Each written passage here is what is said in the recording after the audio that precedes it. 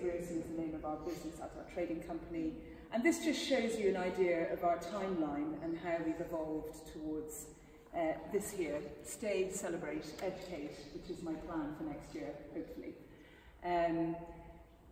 In the meantime, and I think you all have this pressure, as well as trying to think of new things to do and get new things off the ground, you've also got to run what you're running, and that's actually a real challenge for small businesses, and I'd love to know how people do that, because I'm really struggling with that at the moment. So that's really something for later, perhaps.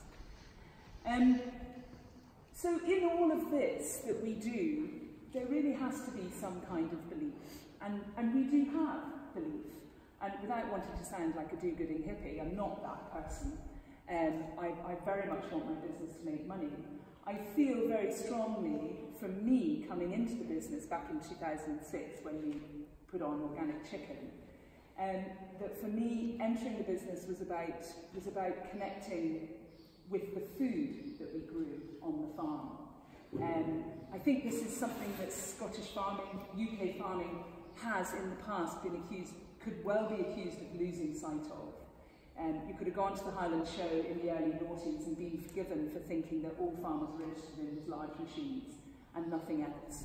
And actually, farmers produce food, and people eat food 3 times a day. So we've got 3 opportunities to engage with our tourists that come to visit our country every day. So that's just something. And I was driving down on listening to the radio. Food and farming is right at the very top now of the climate change agenda. So it's something we all need to think about and consider quite carefully.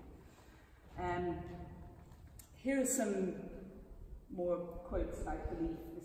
This is Wendell Berry, who's an American poet and author, and eating, he says, eating is an agricultural act, and that refers to the fact that farmers grow food. And it sounds so obvious, but we do. That's what we do. And we're very good at it in this country, and we're very good at growing food to very high standards, and we don't waste a lot of it. So there's a lot of really good things here.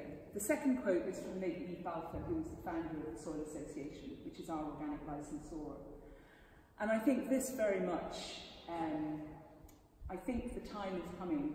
I think it has been coming for a long time, but I think that this statement, the health of soil, plant, animal and man is one and indivisible, is a very powerful statement and actually tells us a lot about what we as farmers should be thinking about.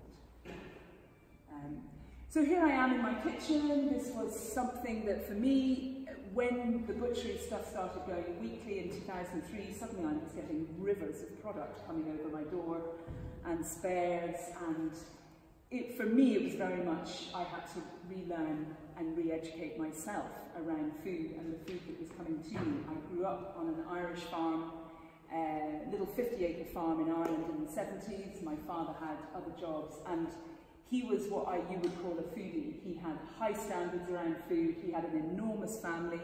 It was the 1970s, so everyone's cooking 3 times a day, and it was, you couldn't escape it. You couldn't escape that link between farming, the little farm that he had, and the vegetables he grew, and the lambs that he raised, and what we were eating on a day-to-day basis.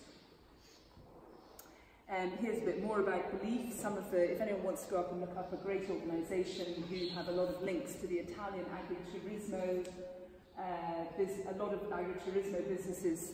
Slow Food is a very interesting organisation, slightly chaotic, slightly mad, but quite inspiring. So that's just a little bit of stuff about belief.